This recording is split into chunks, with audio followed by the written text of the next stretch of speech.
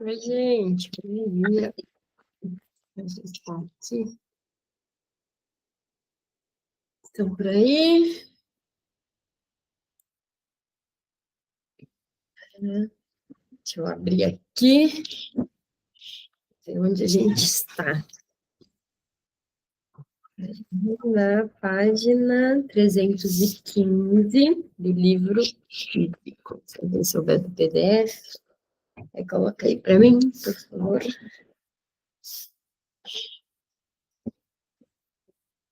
Aqui, ó, a gente vai começar no sonhos de exames. Beleza? Todo mundo se achou aí? Então, vamos começar. Todos os sonhos que encerram o ensino médio com o exame final se queixam da persistência com que os persegue o angustiado sono de ter falhado, de ter de repetir o ano e etc. Para quem já possui um diploma acadêmico, esse sonho típico é substituído por outro, que o acusa de não ter passado num concurso difícil, e o qual ele objeta ainda no sono que ele já exerce sua profissão há anos, seja como livre docente ou funcionário público. São as lembranças inextinguíveis dos castigos que sofremos na infância pelos erros cometidos, que voltam a se manifestar em nosso íntimo nos dois momentos cruciais de nossos estudos. Deixa eu ver a tradução aqui, né, que a gente não sabe falar essa língua. O dia da cólera, que dia aquele? Evocação do juízo final no hino de Tomás de Cela. Deixa eu ver aqui. Isso, vi, a gente. Não, é 315, Dani. No livro físico, página 315, no Os Sonhos de Exame, vi. Imagina, dos exames severos. O medo da prova dos neuróticos também é reforçado por esse medo infantil. Quando deixamos de ser alunos, já não são mais os pais e educadores, ou mais tarde, os professores que nos castigam. A causalidade impiedosa da vida assumiu nossa educação e agora sonhamos com um vestibular ou com um concurso. E quem, mesmo sem mundos justos, não tremeu na época? Sempre que esperamos que o sucesso nos castigue, porque não agimos bem, porque não fizemos algo corretamente, assim que sentimos a pressão da responsabilidade. Olha só, né? Dá para a gente pensar aqui na síndrome da impostora, não é?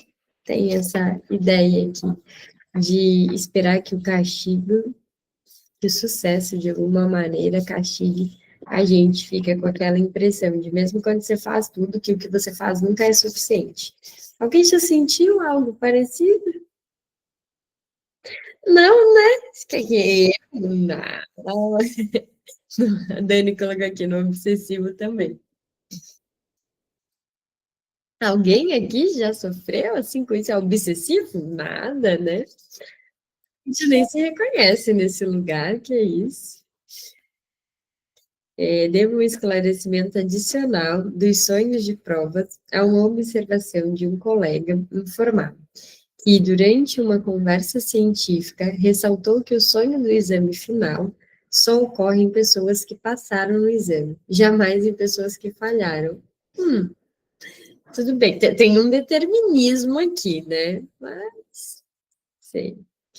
Os sonhos de provas, acompanhados de sentimentos de angústia, que, como se confirma cada vez mais, ocorre quando o dia seguinte espera um desempenho responsável e a possibilidade de passar vergonha, teria então escolhido uma oportunidade no passado em que essa angústia provou ser injustificada e foi refutada pelo êxito.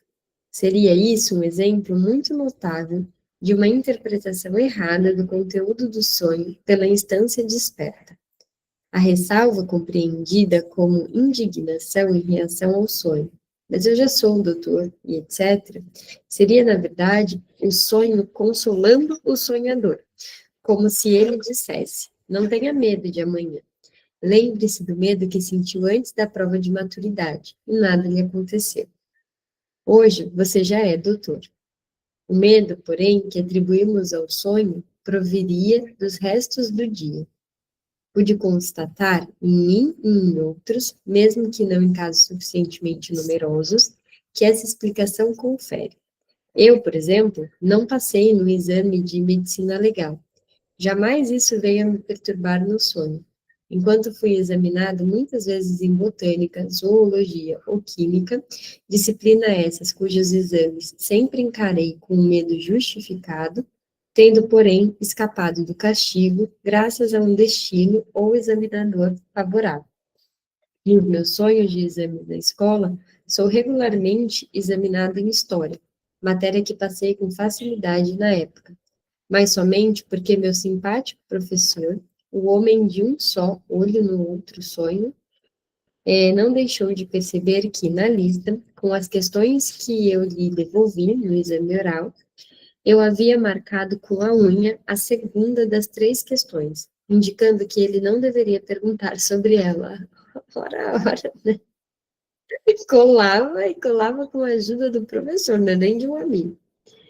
Um dos meus pacientes, que havia desistido da prova de conclusão do ensino médio e veio a fazê-la mais tarde, mas que falhou no exame de oficial e não se tornou oficial, me relata que ele sonha frequentemente com o primeiro, mas jamais com o segundo exame. Os sonhos de prova apresentam as mesmas dificuldades à interpretação que já mencionei acima, como características da maioria dos sonhos típicos. Raramente, o material associativo que o sonhador nos oferece basta para a interpretação. Para entender esses sonhos, é preciso reunir um conjunto maior de exemplos. Recentemente, tive a impressão nítida de que a desculpa, você já é doutor e etc., não só encobre o consolo, mas também inclui uma acusação. Esta seria: você já é tão velha, já alcançou tanto na vida e continua a fazer as mesmas tolices e infantilidades. Essa mistura de autocrítica e consolo corresponderia ao conteúdo latente dos sonhos de provas. Não nos surpreenderia, então, se as acusações por causa das tolices e infantilidades se referissem, nos últimos exemplos analisados, à repetição de atos sexuais repreensíveis. W. Steckel, a quem devemos a primeira interpretação do sonho do exame final, defende a opinião segundo a qual ele sempre remete a provas sexuais e à maturidade sexual. Minha experiência pessoal confirmou isso muitas vezes. Agora vamos começar o capítulo 6, que dizem que é o melhor capítulo deste livro, né? Vamos ver se é tudo isso mesmo. Depois a gente diz aí se a gente gostou. Eu acho que pega bem a metade do livro, né? Vamos começar, então. O trabalho do sonho. Todas as outras tentativas até hoje feitas para resolver o problema do sonho partiam diretamente do seu conteúdo manifesto dado na memória e se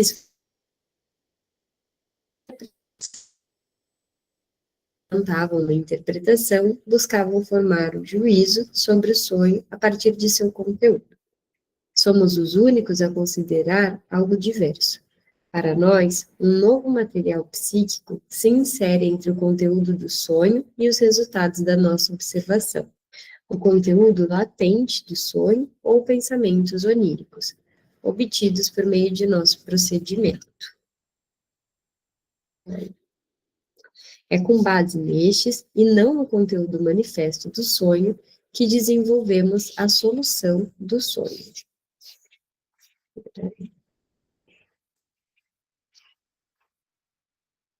Por isso, deparamos com uma nova tarefa, que antes não havia: pesquisar as relações entre o conteúdo manifesto do sonho e os pensamentos latentes, e investigar processos pelos quais estes se transformam naqueles.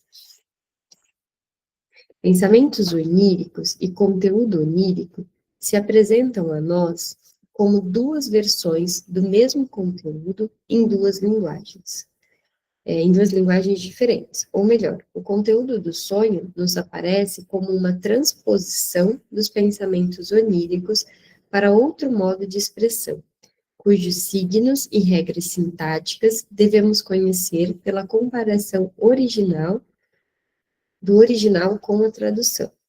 Os pensamentos oníricos são compreensíveis assim que deles tomamos conhecimento.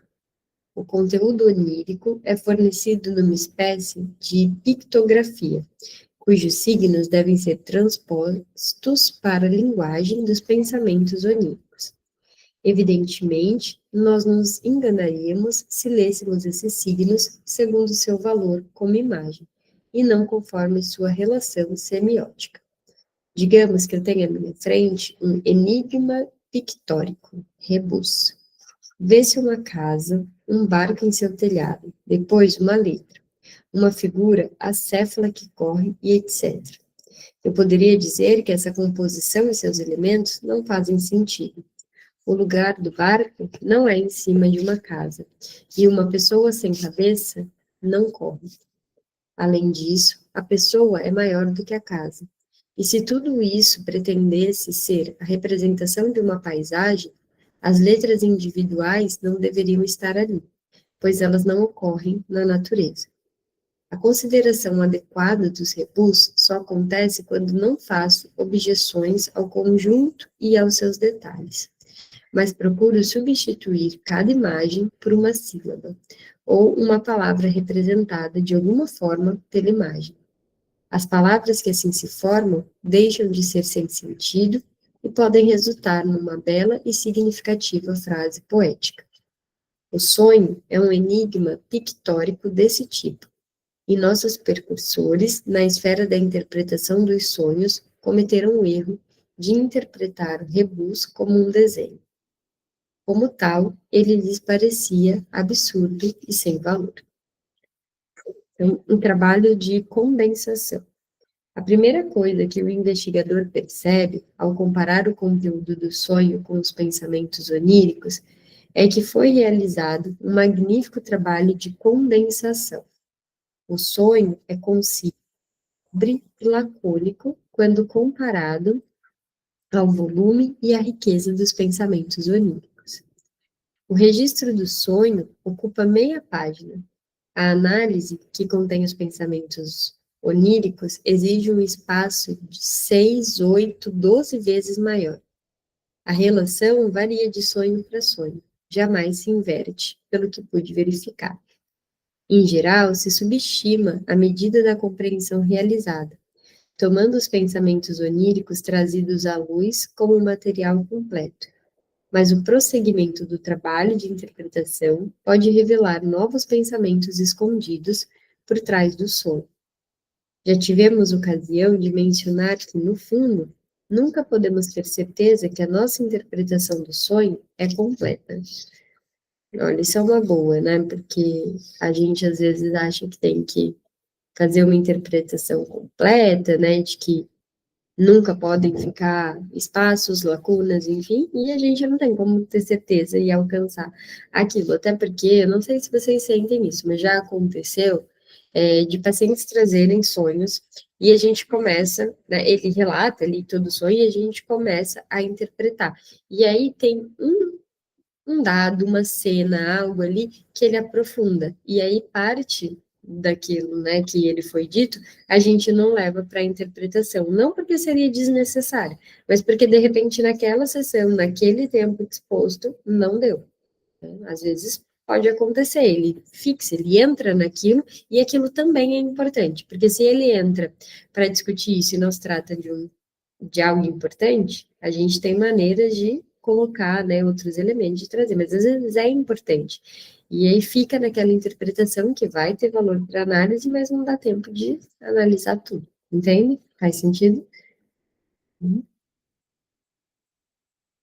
E mesmo quando ele conta o sonho todo, Bru, acho que é como uma passagem da análise mesmo, mesmo que não fixe naquilo, em outros momentos da análise aquilo pode voltar a aparecer e a gente retoma, né? Ainda que seja um sonho que tenha acontecido, sei lá, 3 meses atrás. Mas tem paciente que traz, né, e que aquilo fica reverberando, né? Sim. Acho que eu já contei que eu tive uma paciente, eu contei em outro lugar, não foi aqui, mas que eu conto uma paciente que ela trouxe no sonho que eu que ela estava numa festa, começou a acontecer alguma coisa com ela, e aí eu aparecia e defendia ela ali na frente de todo mundo. E foi um sonho que ela passou muito tempo falando disso, porque toda hora eu É voltava. aquilo, você vê a importância, né? Que tem, tipo, preciso falar mais. É. E também tem pacientes, claro, aí são alguns casos, mas tem pacientes que sonham com o mesmo sonho algumas vezes, e aí eles trazem. Já tive paciente que fala que tem sonhos repetitivos em dados momentos da vida, e aí é o mesmo sonho que aparece. E aí, nesse momento, por exemplo, né, dessa pessoa específica que eu estou pensando agora, em vez de analisar o conteúdo em si do sonho, em algum momento eu pensei, então vamos pensar em que fase que isso aparece. O que que as fases têm? Por que que esse sonho aparece aqui, aqui e aqui? E aí a gente conseguiu entrar em algo ali que ela associou, teve até um ato falho super importante, assim, muito importante quando ela estava dizendo disso, porque ela queria dizer de um momento de agora, e ela falou, porque quando? E aí ela coloca o momento passado. Né? E foi muito interessante, assim, porque não era o sonho em si naquele momento que precisava ser analisado, mas quando ele aparecia. Então a gente também tem que saber aqui, né? Não é que é descartável esse sonho, mas é que naquela hora não era isso o mais importante, né? E aí a gente também nunca vai saber quando chega no final. Talvez esse sonho, mesmo fazendo dessa maneira, ele ainda apareça de novo e ele ainda vai ser interpretado. Mesmo quando a resolução parece ser satisfatória e não apresentar lacunas, sempre é possível que mais outro sentido se manifeste no mesmo sonho. Estritamente falando, a cota de condensação é, portanto, indeterminável. Pode-se levantar uma objeção bastante convincente à primeira vista. A afirmação de que o desequilíbrio da relação entre o conteúdo do sonho e pensamentos oníricos permite concluir que há uma extensa condensação do material psicológico na formação do sonho. Pois muitas vezes temos a sensação de que sonhamos muito durante a noite inteira e depois nos esquecemos da maior parte, pois eu nunca tenho a sensação de que eu sonhei muito. Todo dia eu acordo, mas será que eu sonhei? Ah, não sonhei nada, que saco. Mas sonhei, né?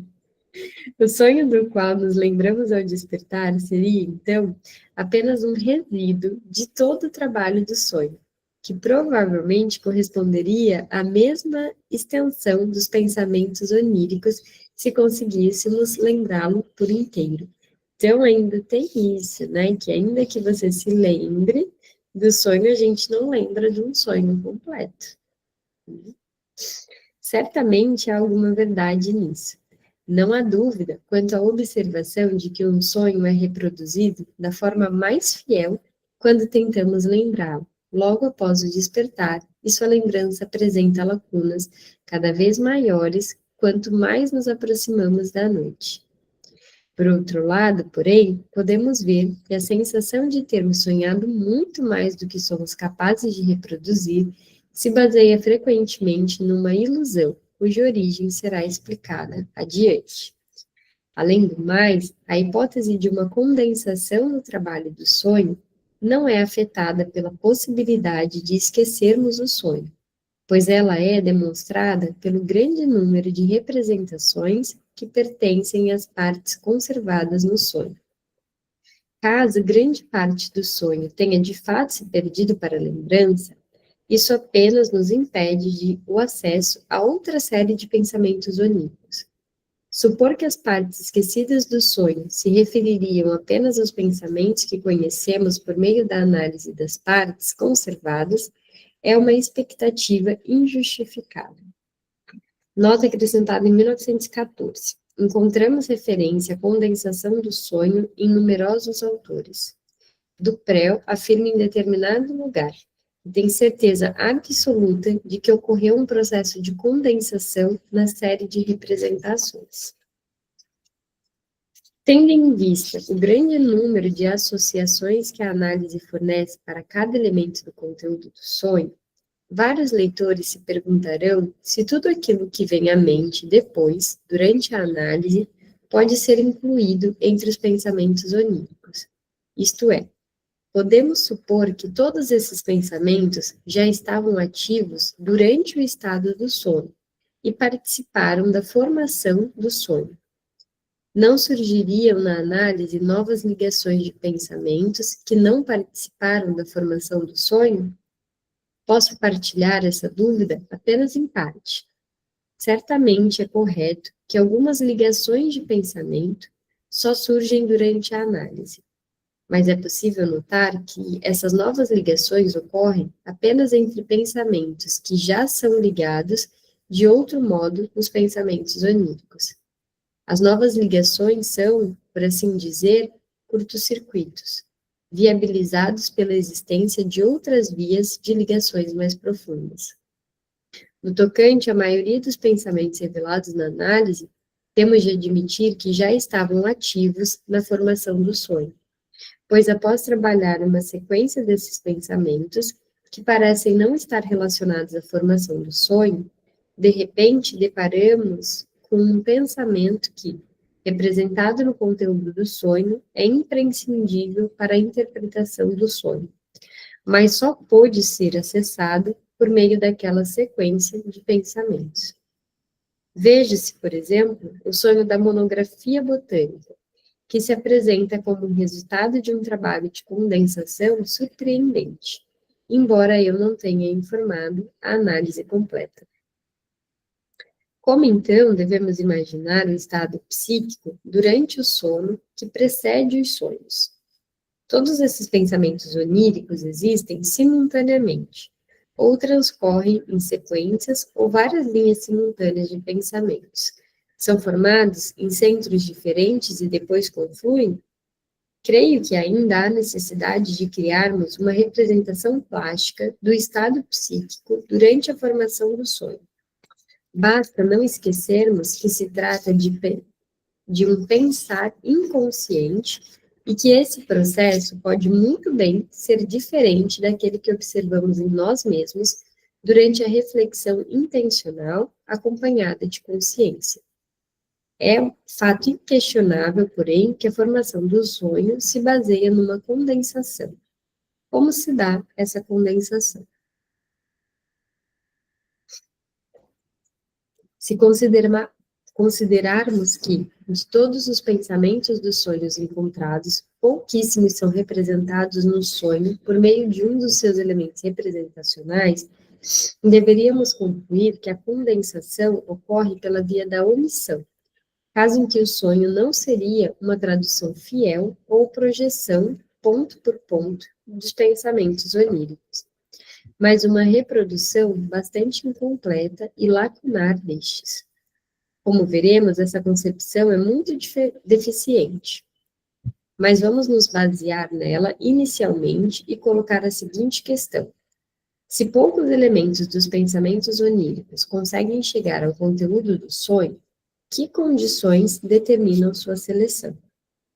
A fim de esclarecer isso, voltamos nossa atenção para os elementos do conteúdo do sonho que precisam haver cumprido as condições buscadas. Um sonho em que uma condensação particularmente forte contribui para a formação será o material mais favorável para essa investigação? Escolho. Aí ele coloca o sonho da monografia botânica. Só pensando aqui enquanto estava lendo, quando ele fala de como funciona, do que a gente tem acesso, do que a gente não tem acesso ao inconsciente, eu acho que fica muito para criar uma imagem, o filme lá da Hailey, do Divertidamente. Não tem aquela parte que aparece um monte de bolinha? Um monte de bolinha, assim. Fico pensando, né? Quanta coisa na nossa cabeça não deve funcionar exatamente desse jeito, assim. Eu já vi uma expressão que fala que o nosso consciente é um oceano. Até porque o oceano a gente não conhece ele, né? Ainda que se conheça muito da vida no oceano, não se conhece ele por completo. E o inconsciente é muito assim, né? Quantas coisas a gente não deve ter, quantas ligações não devem existir que a gente não se dá conta. E aí não estou nem dizendo do cérebro, é do inconsciente mesmo, né? Dessas tantas caixinhas ali que ficam, dessas bolinhas que a gente não tem consciência. Um mar de coisas. Sonho da monografia botânica, comunicado na página 204. Conteúdo do sonho. Escrevi uma monografia sobre uma planta, de espécie indeterminada. O livro está diante de mim. Estou abrindo uma página com uma ilustração colorida dobrada. O exemplar contém um espécime da planta. Aí que tem uma nota. A descrição do sonho é ligeiramente diferente daquela da página 204. Nesse sonho, o elemento que mais chama a atenção é a monografia botânica. Ela provém das impressões do dia do sonho. Eu realmente tinha visto uma vitrine de uma livraria, uma monografia sobre o gênero dos ciclames. O sonho não menciona esse gênero. Nele restaram apenas a monografia e sua relação com a botânica. A monografia botânica evidencia imediatamente sua relação com o trabalho sobre a cocaína, que escrevi certa vez. A ligação de pensamentos vai da cocaína à publicação festiva e a determinadas ocorrências no laboratório de uma universidade, e também ao meu amigo oftalmologista Dr. Konigstein, que contribuiu para o emprego da cocaína. A pessoa do Dr. Konigstein se vincula, além disso, à lembrança da conversa interrompida que tive com ele na noite anterior, e os muitos pensamentos sobre a remuneração de serviços médicos entre colegas. Essa conversa é o verdadeiro instigador atual do sonho.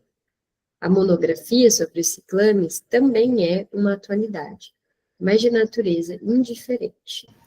Como vejo, a monografia botânica do sonho exerce a função de algo incomum e intermediário entre as duas vivências do dia, tomada da impressão de indiferente e sem alterações e ligada a vivências psiquicamente relevantes por meio de numerosas associações. Não só a representação composta da monografia botânica, mas também cada um de seus elementos, botânico e monografia, penetra cada vez mais separadamente e por múltiplas ligações no emaranhado dos pensamentos oníricos. A botânica se relacionam às recordações da pessoa, do professor Gärtner, que é jardineiro, e sua esposa, florescente. A minha paciente, chamada Flora, e a senhora da qual contei a história das flores esquecidas. Gärtner me leva ao laboratório e a conversa com Konigstein. As duas pacientes foram mencionadas nessa conversa.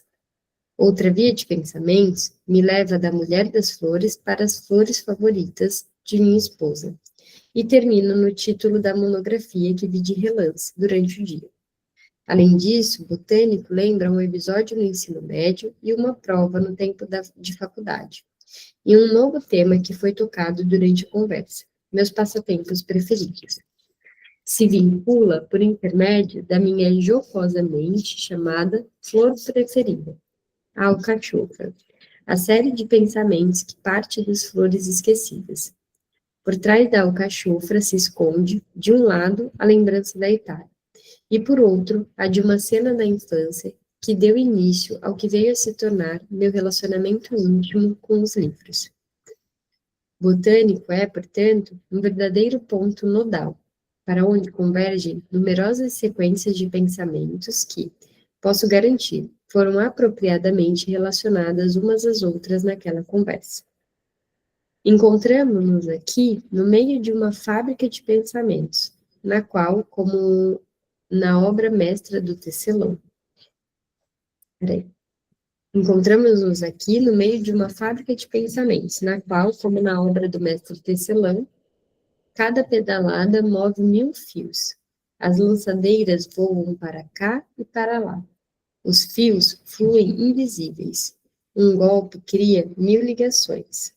Aqui tem uma nota do Goethe, Fausto, parte 1, cena 4. Gente, vou contar para vocês que eu comecei a ler. Fausto. Falar. Que negócio difícil. Eu sempre quis. Porque o Freud cita muito ele, né? Meu Deus do céu, o negócio é muito difícil.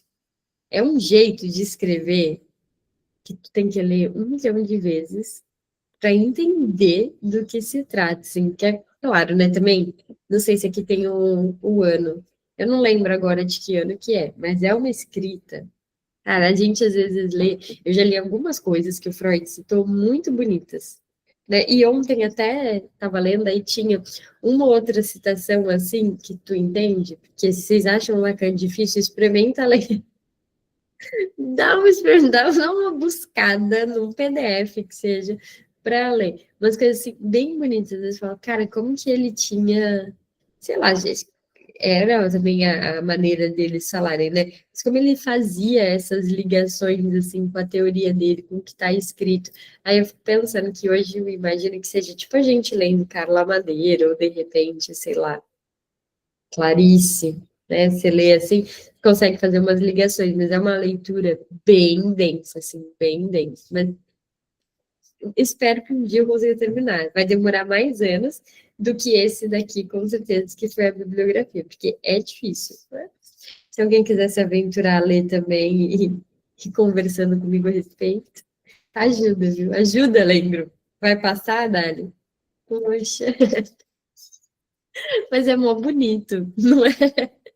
Falando assim, parece, né? Nossa, horrível, não é mó bonito. Legal. Eu até procurei para assistir a peça, mas não achei em lugar nenhum. Bem louca, né, gente? Tô com tempo. A peça eu topava assistir, entendeu? A peça eu A toparia. peça dá, né? É, Então, tem umas que eles falam que são inspiradas, né? Porque ninguém vai fazer daquele livro inteiro, porque, né, não rola mais. Nesse ano que a gente está, a gente já não consegue mais interpretar tudo que ele falava. Mas tem algumas inspiradas, só que hoje ativo não tem é, nenhuma. peça eu topava assistir aí, agora não, Não. tô passando, tô mais lendo outras coisas. Vou mandar uns trechinhos que eu achar bonito para vocês verem que assim, eu sou Manda, mais trechinho que eu militante. leio. Essa daqui, tá vendo? Tem uma conexão ali com a teoria dele, né? E aí, quando ele coloca só trechos, não parece tão difícil. É que o todo, tu vai lendo e pensando, pera, deixa eu ler de novo, né? E de novo. Peraí, mais uma vez. Bem assim. É, descobriremos mais se examinarmos os outros. Peraí, já me perdi. É aqui, ó. Tô doida.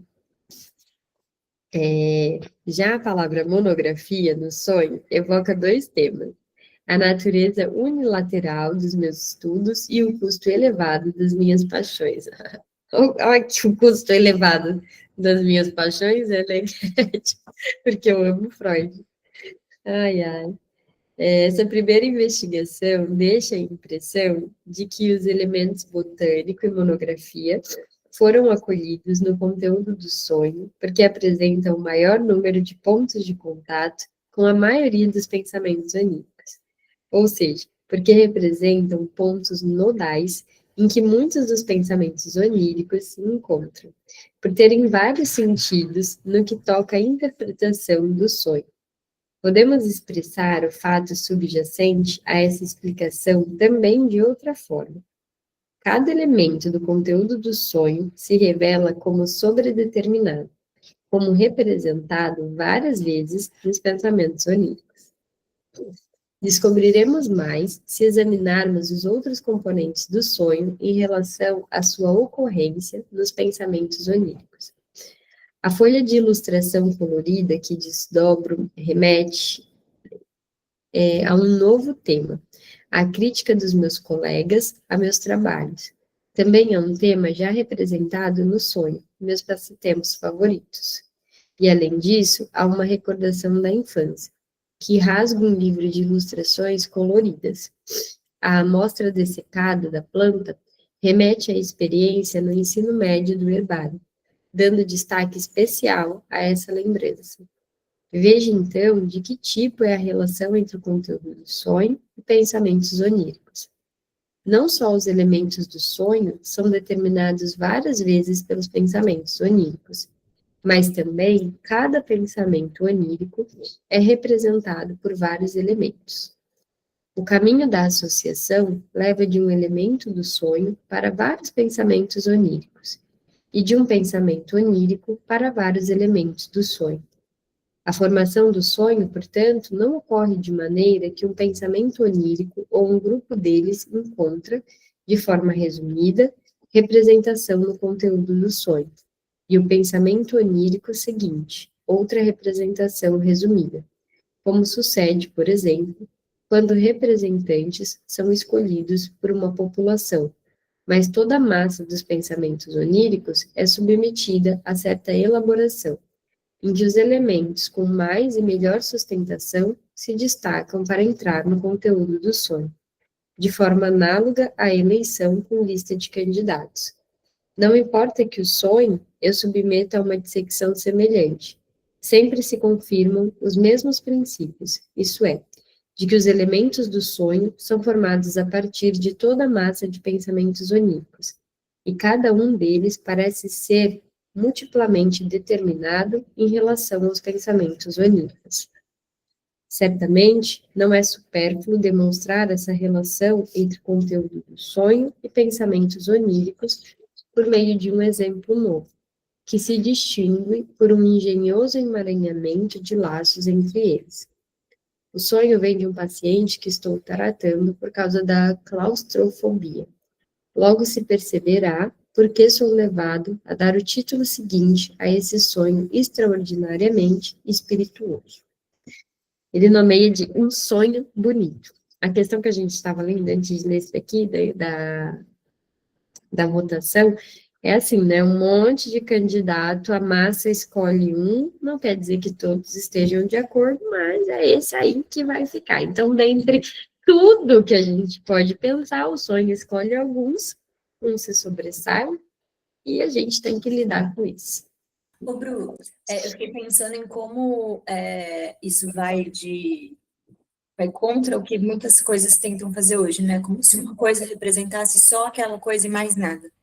E a gente pensar que na interpretação uma mesma coisa pode representar várias coisas e a gente vai precisando dissecando isso, né? Como é difícil hoje em dia a gente entender a ambivalência das coisas, né? Parece que tudo tem que ser uma coisa só. Até por isso também, eu penso na questão das pessoas, na dificuldade delas mudarem de opinião. É como se não pudesse, né? A gente tem que nascer e morrer com a mesma opinião. Se tu falou uma coisa, tem que ser para sempre aquilo. E aí, eu acho que tem relação com a questão do virtual mesmo, hoje em dia, das redes, dessa ideia de opinião. Quantas vezes a gente não vê um político ou mesmo alguém famoso que um dia diz que gosta, sei lá, igual de amarelo.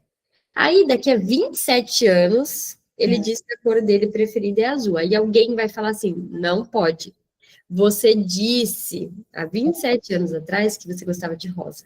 Eu falei, acho que no Conectadas dela, da Camila Frender, né, que ela tem um podcast, o Noia, e ela fala disso, que como o podcast ela faz há muito tempo, e os podcasts ficam lá os episódios, né, daí ela fala que às vezes as pessoas começam a escutar, tipo, os episódios antigos, e aí eles vão reclamar com ela de uma coisa que ela falou, sei lá, em 2020, e aí ela fala, cara, passou 5 anos, eu penso de outro jeito, eu, sei lá, fiz análise, estudei, tô aqui pensando de outra forma agora, né, mas isso é muito cobrado, e aí você vê que às vezes alguém fica muito famoso e aí as pessoas vão buscar o tweet, nem sei se é assim que fala agora ainda, né? O tweet não é mais, né? Mas antigamente era que a gente, essas coisas vão atualizando tanto que a gente vai se perdendo, né? Vão buscar um de 2012, que a pessoa falou um negócio ali, muita pessoa... eu fico com vergonha de várias coisas, quando aparecem aquelas lembranças do Facebook. Que bom, né? Nossa. Olha, toda vez que eu me envergonho, eu penso, ufa. Graças a Deus. Aí você apaga. Que me envergonhasse. Né? Mas assim, tem coisas que dá vergonha. É legal, né? Que bom que eu me estudei, né? É isso, eu fico pensando assim, imagina se pegam, eu tenho rede social há muitos anos, né? Como todo mundo imagina. Imagina pegar mesmo um post que a gente fez, sei lá, em 2015. Pô, foi 10 anos atrás, eu já sou uma pessoa completamente diferente, graças a Deus, né? E que assim seja, e que em 2035 eu também sinta isso, mas parece que hoje é um problema, assim, você não pode mudar de opinião, porque tem aquela coisa da imagem do que você já foi, e isso representar tudo sobre você. E acho que isso também atrapalha muito de como as pessoas ficam tentando buscar um sentido para as coisas que falam na análise como um sentido concreto, e às vezes tem, tipo, vários sentidos e várias coisas, entende, assim? É como uma coisa palpável, e às vezes não é mesmo. Não, não é. A gente busca muito racionalidade quando às vezes não existe, né? Tão nu e cru assim. Então, acho que talvez a expressão preto no branco diga muito isso, assim, né? Não sei se hoje em dia também essa expressão ainda é uma expressão válida por todas as questões. Às vezes a gente fala uma coisa e já não pode mais, né? Então, não sei se é, mas me vem isso, assim, as pessoas querem muito que seja isso e é isso mesmo. Só que as coisas são várias. Vamos ver, acho que dá tempo da gente ler esse do sonho. Deixa eu ver aqui. Dá, né? Que tem uns 15 minutos. Em numerosa companhia, ele vai até a Rua X, onde se encontra uma modesta estalagem, o que não é correto. Lá está apresentada uma peça de teatro. Ela é ora plateia, não, ele é ora plateia, ora ator. No fim, é preciso trocar de roupa para voltar para a cidade. Uma parte dos funcionários é enviada para os aposentos no térreo, a outra para o primeiro andar. Então surge uma briga. Os de cima se irritam porque os de baixo ainda não estão prontos, de modo que não podem descer. Seu irmão está em cima, ele embaixo, e se irrita com seu irmão por ser apressado dessa forma. Essa parte não é muito clara. Já no momento da chegada, havia sido determinado quem ficaria em cima e quem embaixo. Em seguida, ele anda sozinho pela subida que a rua X perfaz, em direção à cidade, e seus passos são tão pesados, tão exaustivos, que ele não consegue sair do lugar. Um senhor mais velho se junta a ele e fala mal do rei da Itália. Após alcançar o cume da colina, ele anda com uma facilidade muito maior. A dificuldade ao subir a rua era tão nítida que, após despertar por algum tempo, ele não sabia se tinha sido um sonho ou realidade. Pelo conteúdo do manifesto, dificilmente elogiaríamos esse sonho. Contrariando as regras, iniciei a interpretação por aquela parte que o sonhador descreveu como a mais nítida. A dificuldade que ele sonhou e que provavelmente sentiu durante o sonho foi a subida com dispneia. É um dos sintomas que o paciente realmente apresentara anos antes e que na época fora atribuído, junto com outras manifestações, a uma tuberculose, provavelmente simulada de forma histérica. Já conhecemos nos sonhos de exibição essa sensação da inibição do andar, peculiar a esse sonho. E aqui vemos mais uma vez que ela é um material sempre disponível e utilizado para representar qualquer outra coisa. Ao escutar o sonho, a parte do seu conteúdo que descreve a subida como inicialmente difícil, tornando-se mais fácil no auge, lembrou-me a conhecida magistral introdução de Safo, de Alphonse Daudet. Nela, um jovem sobe a escada carregando sua amante, no início com grande facilidade. Quanto mais ele sobe, porém, mais ela pesa em seus braços. E essa cena é exemplar para o transcurso da relação, que Daudet utiliza como advertência para que os jovens não desperdicem uma inclinação séria com garotas de procedência inferior e passado duvidoso. 3. Uma nota aqui que tem. Para melhor apreciar essa descrição feita por Daudet, considere-se o significado dos sonhos com escada na seção sobre o simbolismo. Gente, como é que é aquela frase? Não troque algo certo pelo duvidoso. Sabe aquele? Eu adoro aqueles meme que tem. O Freud fala isso. Tá, Freud, a gente não pode falar isso. Mas a gente fala, não troque o certo pelo duvidoso. Mesmo sabendo que pouco tempo antes meu paciente havia mantido e depois desfeito um relacionamento amoroso com uma mulher do teatro, eu não esperava que fosse confirmado o que me veio à mente como interpretação. Além disso, em Safo, acontecia o inverso do sonho. Neste, a subida era difícil no começo e fácil no fim. No romance, o simbolismo só funciona se aquilo que se acredita ser leve se revela um grande fardo. Para minha surpresa, o paciente observou que a interpretação correspondia muito bem ao teor de uma peça que ele vira no teatro na noite anterior. A peça se chamava Hand and Vienne, Rodando por Viena, e tratava da vida de uma garota que, honesta no início, ingressa no demi-monde e se relaciona com pessoas de posições altas, subindo as alturas, mas por fim caindo cada vez mais. A peça lhe lembrou também outra, apresentada anos antes, intitulada Vou Stufe zu Stufe, de degrau em degrau, e cujo cartaz exibia uma escada de vários degraus. Agora, o resto da interpretação. A atriz do último relacionamento morava na rua X. Nessa rua não há uma hospedaria. Mas, quando por causa dessa mulher ele passou parte do verão em Viena, hospedou-se num pequeno hotel da vizinhança. Ao deixar o hotel, disse ao cocheiro: pelo menos não fui infestado por insetos, outro de suas fobias. E o cocheiro respondera: mas como é que alguém pode se hospedar aqui? Isso não é um hotel, é somente uma estalagem. A estalagem lhe lembra imediatamente uma citação. Um estalajadeiro muito gentil recentemente me hospedou.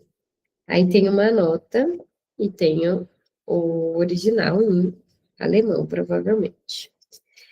Mas o estalajadeiro do poema de Unland é uma macieira. Uma segunda citação dá continuidade à cadeia de associações. Fausto, dançando com a jovem. Olha aí, Fausto de novo. Daqui a um tempo eu vou falar para vocês. Ah, já li essa parte. Já cheguei ali. Certa vez tive um belo sonho.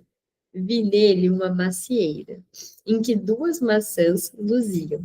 Elas me atraíam, e eu subi nela. A bela. Desde o paraíso, desejam muito as maçãzinhas.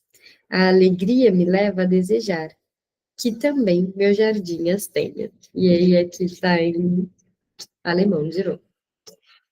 Deixa eu ver aqui se tem uma pausa na leitura. Tem. Eu vou continuar. Não pode haver dúvida quanto ao que significava a macieira e as maçãzinhas. Os belos seios haviam sido um dos maiores encantos da atriz para o meu paciente. Olha, ora. O contexto da análise nos deu motivo para supor que o sonho remetia a uma impressão da infância. Se isso fosse correto, ele tinha de se referir à ama do paciente, um homem de quase 30 anos de idade. Para a criança, o seio da ama é realmente a estalagem. Tanto a ama como o Safo de Daudet aparecem como alusão à amante abandonada pouco antes. No conteúdo do sonho, aparece também o irmão, mais velho, do paciente, sendo que o irmão está em cima e ele embaixo. Isso é novamente uma inversão da situação real, pois, como fiquei sabendo, o irmão perdeu sua posição social. Meu paciente conservou a dele. Durante a reprodução do conteúdo do sonho, o sonhador evitou dizer que o irmão estava em cima e ele no térreo. Teria sido uma observação clara demais, pois costumamos dizer que uma pessoa está para térreo, quando ela perdeu seus bens e sua posição, ou seja, num sentido figurado, semelhante àquele de quando falamos, ele desceu. Deve existir uma razão pela qual o sonho representa algo de outra forma invertida. A inversão tem de valer também para outra relação entre pensamentos oníricos e conteúdo do sonho. Há uma indicação de onde essa inversão é realizada, claramente no final do sonho, onde a subida ocorre de maneira inversa à de Safo. Então, vemos facilmente de que a inversão se trata. Em Safo, o homem carrega a mulher com a qual tem relações sexuais. Nos pensamentos oníricos, é de modo inverso, uma mulher que carrega o homem. E, dado que isso acontece apenas na infância, a referência é novamente à ama, que carrega o bebê nos braços. O final do sonho alude tanto a Safo quanto a ama. Assim como a escolha do nome de Safo pelo autor não deixa de ter relação com o lesbianismo. As partes do sonho em que as pessoas estão em cima e embaixo, também remetem a fantasias de conteúdo sexual, que ocupam o sonhador, e como desejos suprimidos, não deixam de se ligar à sua neurose. Ô, gente, o que significa safo, vocês sabem? Não? Porque tem uma expressão que fala do relacionamento tipo safo sexual, alguma coisa assim, que é de relacionamento lésbico. Alguém já ouviu? Nossa, eu esqueci, mas tem. Como é a expressão? Peraí. Sáfico, acho que é isso. E o que significa? Vamos ver. O termo sáfico refere-se a relacionamentos ou atrações entre mulheres ou pessoas com identidade de gênero feminina e funcionam como um termo guarda-chuva e inclusivo para descrever diversas identidades, como lésbicas, bissexuais e pansexuais. Entendi. Então é pelo significado da palavra que ele coloca aqui, que não é à toa, então, o autor ter usado. O fato de o sonho apresentar fantasias e não lembranças de eventos reais não é revelado pela própria interpretação do sonho. Esta nos fornece apenas um conteúdo de pensamentos e deixa que verifiquemos sua realidade. Eventos reais e imaginados aparecem aqui, não só aqui, mas também na criação de formações psíquicas mais importantes, como equivalentes a princípio.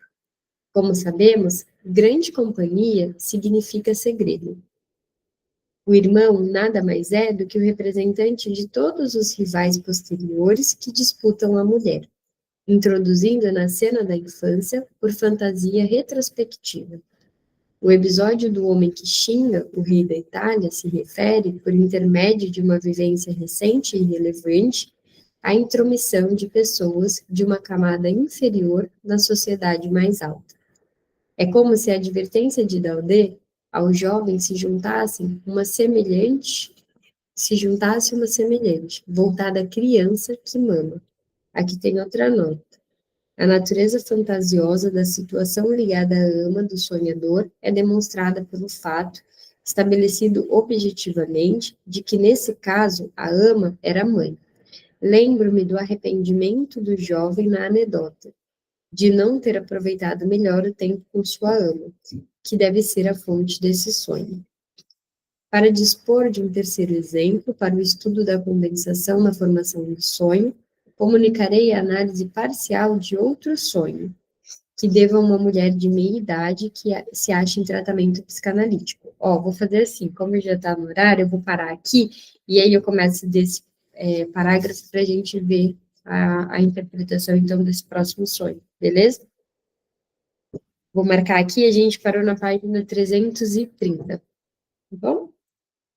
Até semana que vem, obrigada pela companhia, um beijo e um beijo.